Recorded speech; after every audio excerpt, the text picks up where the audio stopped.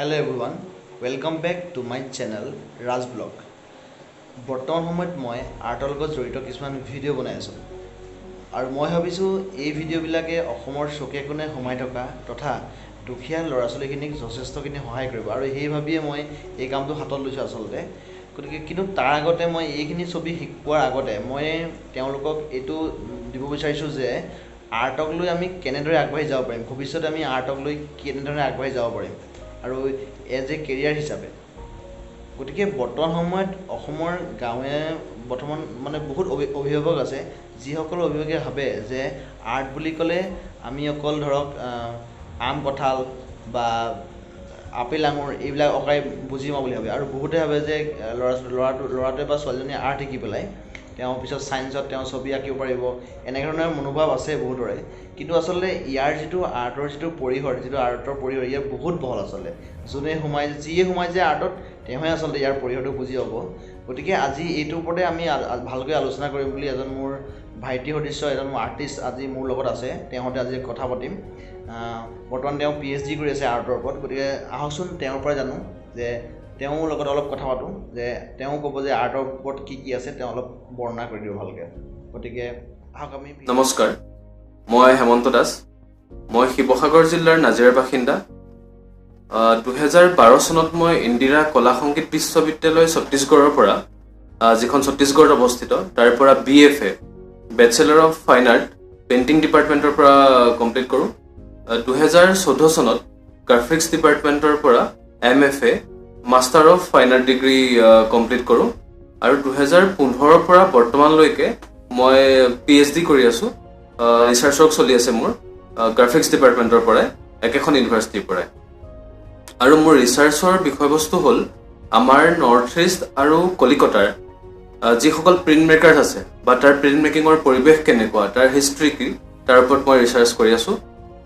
আৰু এই সময়ছোৱাত মই বিভিন্ন ধৰণৰ ৰাষ্ট্ৰীয় আৰু আন্তঃৰাষ্ট্ৰীয় পৰ্যায়ৰ এক্সিবিশ্যন বা ৱৰ্কশ্বপত অংশগ্ৰহণ কৰোঁ।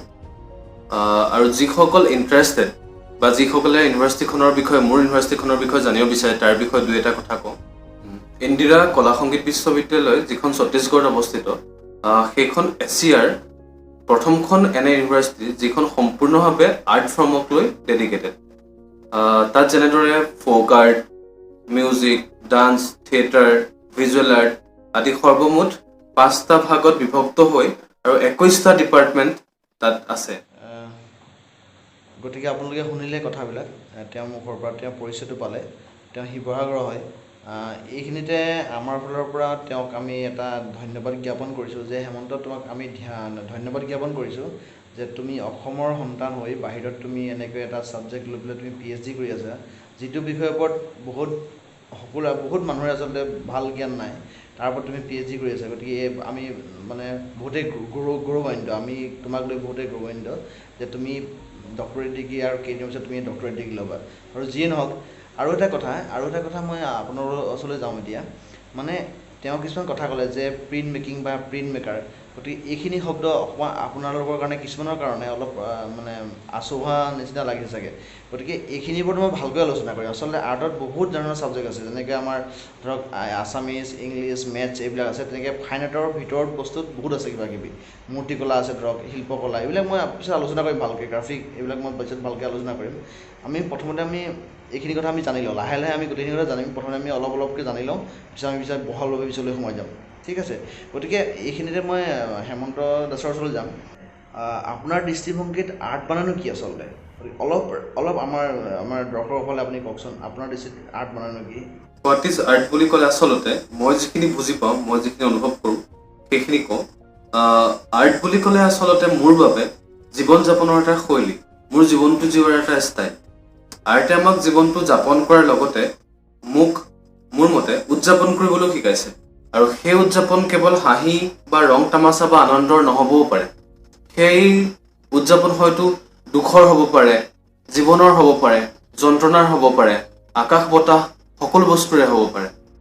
আৰ্টে কেৱল সুখকেই নহয়, দুখকো, হাঁহিক নহয়, কান্দোনকো, জীৱন নহয়, যন্ত্ৰণাকো আচলতে উদযাপন কৰিবলৈ শিকায়। মই আৰ্টৰ পৰা সেইখিনি শিকিছোঁ।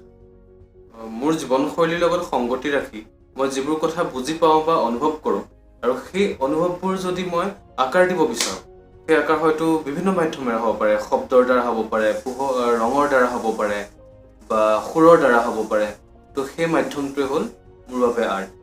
আমি অনুভৱ কৰা বিভিন্ন ধৰণৰ কথা আছে, বিভিন্ন ধৰণৰ জীৱনৰ কেঁহা মিঠা অভিজ্ঞতা, ভাল অভিজ্ঞতা, বেয়া অভিজ্ঞতা, সেই অভিজ্ঞতাবোৰ আমি প্ৰকাশ কৰাৰ এটা প্ৰৱণতা থাকে। সেই প্ৰৱণতাবোৰ পূৰা কৰিবৰ কাৰণে প্ৰত্যক্ষ পৰোক্ষভাৱে আমি যিবোৰ মিডিয়াম বাছি লওঁ সেই নিজৰ অনুভৱখিনি প্ৰকাশ কৰিবৰ বাবে, সেই মাধ্যমটোৱে হ'ল মোৰ বাবে আৰ্ট। গতিকে আপোনালোকে শুনিলে যে আৰ্ট মানেনো কি আচলতে আমাৰ আৰ্টিষ্টবিলাক আচলতে খুব চিন্তাশীল হয় আৰু তেওঁলোকে কথাবিলাক অলপ ক্ৰিয়েটিভ টাইপ হয়। গতিকে অলপ সাধাৰণ মানুহে বুজিবৰ কাৰণে অলপ কঠিন হয়। তেওঁৰ মতে আচলতে তেওঁ এইটো ক'লে যে তেওঁৰ মতে মানে জীৱনৰ তিতা মিঠা যিকোনো অভিজ্ঞতা হওক লাগিলে, আৰু সেই অভিজ্ঞতাখিনি যদি তেওঁ প্ৰকাশ কৰে, যিকোনো প্ৰকাৰে যদি প্ৰকাশ কৰে, সেইটো হ'ব পাৰে ছবি হ'ব পাৰে বা গীতো হ'ব পাৰে, আচলতে সেইটোকে কলা বুলি তেওঁ থ্ৰুতে কৈ থ'লে কথাটো। আৰু মই আপোনালোকক কওঁ, মোৰ ফালৰ পৰা যদি কওঁ যে স্কিলফুল আচলতে যিকোনো কামেই আৰ্ট হ'ব পাৰে। আমি যদি খুব ধুনীয়াকৈ হাঁহোঁ বা খুব ধুনীয়াকৈ যদি আমি লিখোঁ বা আমি খুব ধুনীয়াকৈ খেলিব জানো, গতিকে তেনেকুৱা ধৰণৰ যিকোনো কামেই আৰ্ট হ'ব পাৰে। খালী কামটো যদি ভাল হয়, মানে যে স্কিলফুল হয়, মানে কথাটো গম পালে কথাটো। গতিকে মই ভাবোঁ আচলতে সেইটো মানে আৰ্ট। গতিকে কথাখিনি একেখিনি কথাই আমি ঘূৰাই পকাই কৈ আছোঁ। গতিকে সেইটো বস্তুৱে আৰ্ট হ'ব পাৰে। গতিকে আপোনাৰ ওচৰলৈ আৰু এটা প্ৰশ্ন থাকিলে যে এই আৰ্টটোৱে আমাৰ এই সমাজ ব্যৱস্থাক কি ধৰণে প্ৰভাৱিত কৰিবনে নে কৰিছে? সমাজত শিল্পৰ প্ৰয়োজনীয়তা কি বুলি ক'লে মই এনেদৰে বুজি পাওঁ, শিল্পৰ বাবে শিল্প সেয়াটো হয়, সেয়াটো আছেই, আৰ্ট ফৰ আৰ্ট। কিন্তু তাৰ উপৰিও যদি সাধাৰণ দৃষ্টিত চাওঁ, তেনেদৰে যে এই ক্ষেত্ৰত শিল্প এটাৰ সৃষ্টিৰ প্ৰধান বস্তুটোৱে হ'ল অনুভৱ। এজন শিল্পী খুব বেছি অনুভৱী হয়, খুব বেছি তেওঁ আনৰ দুখ, আনৰ সুখ, আনৰ যন্ত্ৰণা অনুভৱ কৰিব পাৰে, ভালদৰে বুজি পাব পাৰে। তেওঁ নিজৰ দৰে আনৰ সুখখিনি বা আনৰ দুখখিনি ভালদৰে উপলব্ধি কৰিব পাৰে। সেই আনৰ দুখ বা সুখ বুজি পোৱা মানুহ এজনে কেতিয়াও আনৰ দুখ বা আনক অপকাৰ বা আনৰ অনিষ্ট কৰিবৰ কাৰণে কেতিয়াও চিন্তা কৰিব নোৱাৰে। সেই ক্ষেত্ৰত এজন শিল্পী বা এটা শিল্পীসুলভ যদি সত্তা আমি যদি সমাজত গঢ়ি তুলিব পাৰোঁ, তেনেহ'লে সেই ক্ষেত্ৰত এখন সুন্দৰ সমাজ গঢ়ি তোলাত শিল্পৰ অৱদান যথেষ্ট আছে। যেনেদৰে আমি উঠি অহা চামে যদি প্ৰত্যক্ষ বা পৰোক্ষভাৱে হ'লেও শিল্পৰ লগত জড়িত হৈ পৰে, তেনেহ'লে তেওঁলোক খুব বেছি অনুভৱী হ'ব, তেওঁলোক খুব বেছি আনৰ সুখ দুখ যন্ত্ৰণা ভালদৰে বুজি পোৱা হ'ব।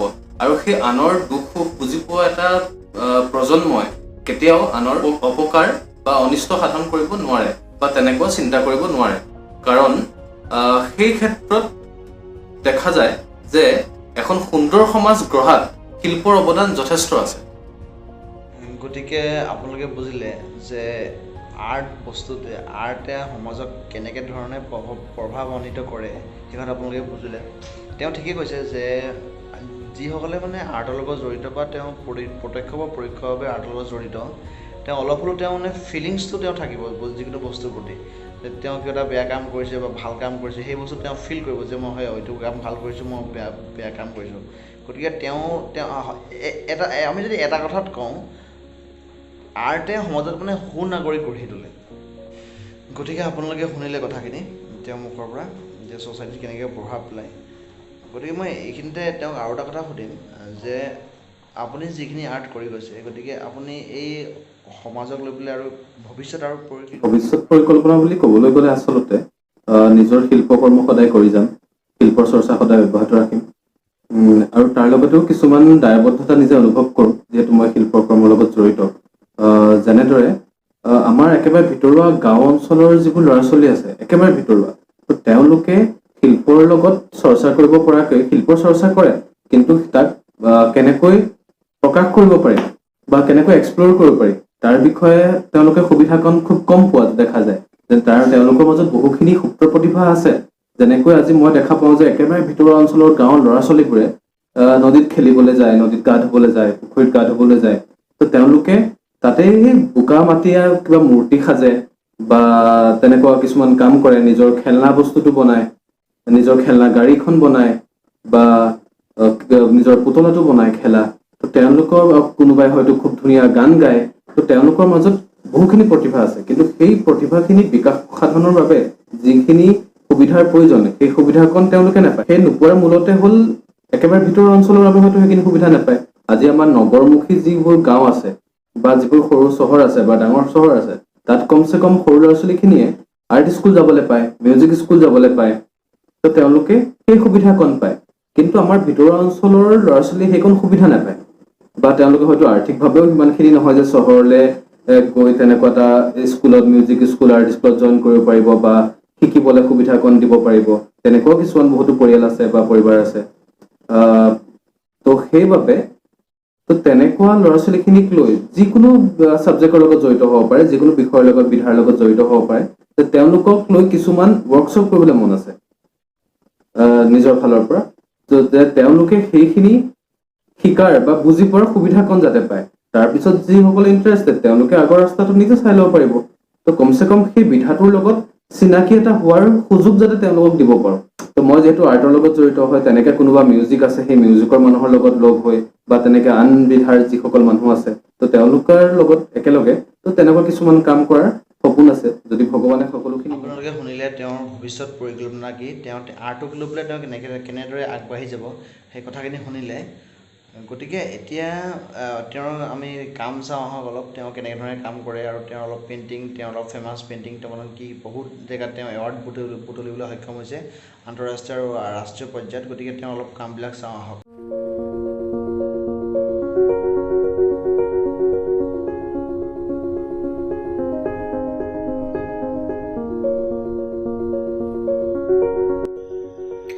এইখিনিতে মই আপোনালোকক তেখেতৰ কিছুমান কাম কৰা ষ্টাইল দেখাইছোঁ, আৰু লগতে তেওঁৰ বিভিন্ন পেইণ্টিং মই আপোনাক দেখাম দুই এখন, কিয়নো তেওঁ বাহিৰত মানে আপোনাৰ ৰাষ্ট্ৰীয় আৰু আন্তঃৰাষ্ট্ৰীয় পৰ্যায়ত বহুত তেওঁ এক্সিবিশ্যন কৰিছে। গতিকে আপোনালোকে চাওকচোন তেওঁৰ পেইণ্টিংবিলাক তেওঁ কেনেকৈ কৰিছে।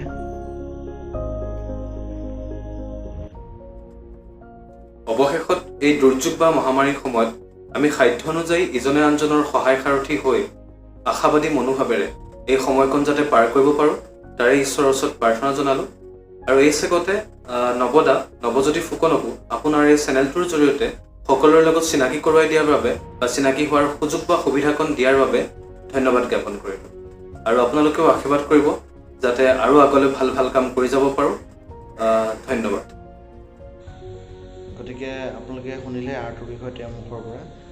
তেওঁক আমি এতিয়া ধন্যবাদ দিছোঁ। আপোনাক মই ধন্যবাদ দিলোঁ যে আপুনি আপোনাৰ অমূল্য সময় দি আমাৰ মাজলৈ আহিলে, আৰু বহুত ভাল লাগিলে। আৰু এনেদৰে কাম কৰি যাওক, আৰু এনেদৰে অসমৰ মান ৰাখক, এনেদৰে ভাৰতৰ মান ৰাখক, আৰু নতুনকৈ নতুন আপুনি সৃষ্টি কৰক, যাতে আমি আপোনাক আমাৰ অসমৰ সকলোৱে চিনি পায়। আৰু আপোনাৰ উজ্জ্বল ভৱিষ্যত আমি আমাৰ তৰফৰ পৰা কামনা কৰিছোঁ। ধন্যবাদ। গতিকে এতিয়া আপোনালোকৰ মাজলৈ আহিছোঁ। মই বৰ্তমান আজি আপোনালোকৰ এজন আৰ্টিষ্ট চিনাকি কৰি দিলোঁ। গতিকে মই এতিয়া আৰ্টৰ ওপৰত কি কৰিম, কি নবনাম, মানে এতিয়া যদি মই বস্তুটো মই ভাল লগাখিনি বনাই যাওঁ, গতিকে আপোনালোকে একো বুজি নাপাব। গতিকে মই ভাবিছোঁ কি মই ষ্টেপ বাই ষ্টেপ বনাই যাম, মানে প্ৰথমৰ পৰা বেছিকৰ পৰা লাহে লাহে মই টাফ কৰি আহিম, আপোনালোকক ভালকৈ চিনাকি কৰাম আৰ্ট বস্তুটো কি, আৰ্টত কি মিডিয়াম আছে, আৰ্ট পঢ়িলে কি হয়, আৰ্টত আমি কেনেকৈ আগবাঢ়ি যাব পাৰোঁ, এনেকৈ ধৰণে আমি বহুত ভিডিঅ' বনাম বুলি মই ভাবিছোঁ। গতিকে আপোনালোকে মোৰ লগত কানেক্ট হৈ থাকিব, মোৰ সেইকাৰণে মোৰ চেনেলটো ছাবস্ক্ৰাইব কৰক আৰু শ্বেয়াৰ কৰক, যাতে অসমৰ চুকে কোণে সোমাই থকা সকলো তথা দুখীয়া সকলো ল'ৰা ছোৱালী পায়, আৰু যাতে সিহঁতে যিসকলে ভাল আৰ্ট কৰে তেওঁলোকে যে আৰ্টটো লৈ পেলাই আগবাঢ়ি যাব পাৰে, তাৰ কাৰণে সৰু প্ৰচেষ্টা চলাইছোঁ। তাৰ কাৰণে আপোনালোকে শ্বেয়াৰ কৰক, ছাবস্ক্ৰাইব কৰক। ধন্যবাদ। জয় আই অসম।